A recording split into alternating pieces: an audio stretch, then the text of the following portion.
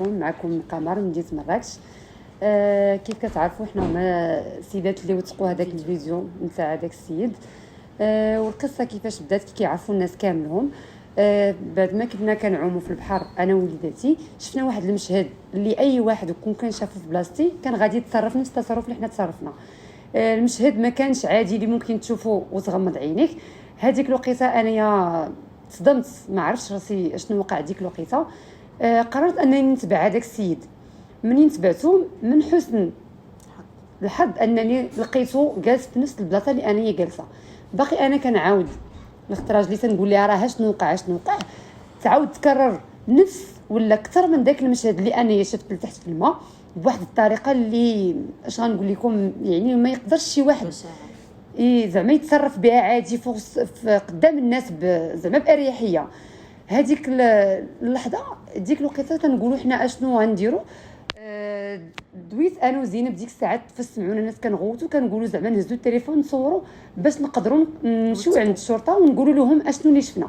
فعلا هزات زينب التليفون. هذيك الوقيته اللي كانت تصوروا الناس كلهم سمعوا الغوات ديالنا، كنا كنهضروا على اللي قبل من هذاك الشيء اللي شافوا في الفيديو.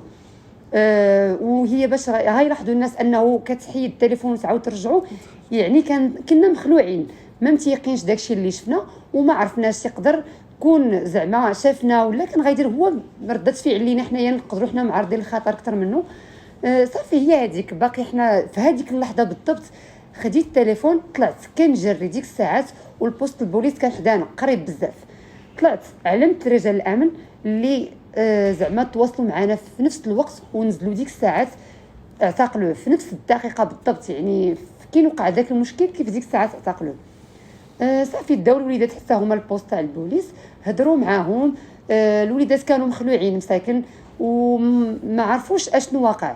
كاين اللي كيبكي، كاين اللي خايف، كاين اللي كيقول لي زعما شكرا عتقتينا من واحد الوحش راه ما عرفتوش شنو كان كيدير لينا. الاغلبيه كلهم مساكن كانوا كياكلوا العصا، وفعلا لقاو عنده واحد الكابل باش كان كيضربهم. والاعترافات نتاع الدراري راه بوحدهم كافيه، يعني بلا هذا الشيء راه كافي الاعترافات ديالهم. وهذا الشيء اللي كان. معكم زينب من مدينه مراكش. انا اللي وثقت الفيديو ديال البيدوفيل ديال الجديده. احنا ملي وثقنا الفيديو كان بغرض الحجه والدليل باش نلقاو باش نهضروا مع رجال الامن باش يعرفونا بلي حنا كنهضروا ماشي من فراغ. هذا هو الهدف الاول اللي كان ديال الفيديو. من بعد ملي كنت كنصور الفيديو كنت مخلوعه، كانت يدي كترعد، ما كنتش قادره نشد التليفون بطريقه زعما اللي غادي نبين كلشي، لانه واحد الوقيته كان تيشوف فينا وكنت خايفه لا يعرفنا بلي راه كنصوروه. والحمد لله لحسن الحظ انه ما عرفش بلي راه كيصوروا شي حد. وحتى ملي مشى عند رجال الامن ما كانش عارف علاش داوه، ما عرفش السبب علاش مشاو، علاش جاو رجال الامن اعتقلوه. ملي صورنا ملي شافوه رجال الامن الحمد لله انهم سوغ بلاص تفاعلوا مع داك الفيديو وجاو داوه في الحين. حسن الحظ انه تصور الفيديو، حيت كون ما كانش تصور ملي جاو رجال الامن في ديك اللحظه لقاو السيد جالس بوحدو الوليد مع الوليدات الاخرين، يعني كان بعيد، يعني ما كانش غادي تكون ثابته عليه حتى شي تهمه الا ما كانش التوثيق ديال الفيديو. الناس كيقولوا لنا علاش درتوا التشهير ديال الفيديو في صفحات وحطيتوه الوجيه ديال الوليدات باينين وداكشي. حنا نهائيا ماشي حنا اللي حطينا الفيديو وما كان عندنا حتى شي غرض بالتشهير ولا باننا حنايا نتشهروا. كنقولوا للاباء والامهات انهم يحضروا وليداتهم بزاف، راه ما كاينش اللي غادي يربي ولادكم اكثر منكم نتوما. ما كاين لا زعما بغيت نقول لكم انه ماشي بحال كي غتثقوا في المؤطرين، ماشي بحال كي غتثقوا في الناس الاخرين. ما كاينش هذا بحال باباك، هذا بحال عمك، هذا بحال خوك. لا، كاين باك وامك هما الاولين، هما اللي كيربيو، وما تبقاوش تلقوا وليداتكم مع من والو. رسالتي كيف تنقول ديما، انا اولا كأم يعني ديك الشيء اللي شافت الحرقه اللي بقات فيا، ما عمرك تثق في حتى شي واحد. وليداتك كيبقاو معاك كيف ما غيكونوا، ما غيربيهم ليك حتى واحد. كيف ما غيكونوا صعاب غيقول لك شي حد غنعاونكم فيهم، راه غندير معاهم، ما تثقوا في حتى شي واحد. وليداتكم يبقاو معاكم، ما تثقوا في حتى شي واحد.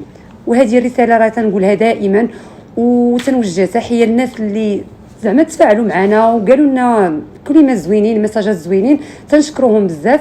وكنتمنى المغاربه كامل هم يبقاو منظمين مع هاد الوليدات حتى ياخذوا الحق ديالهم. وشكرا.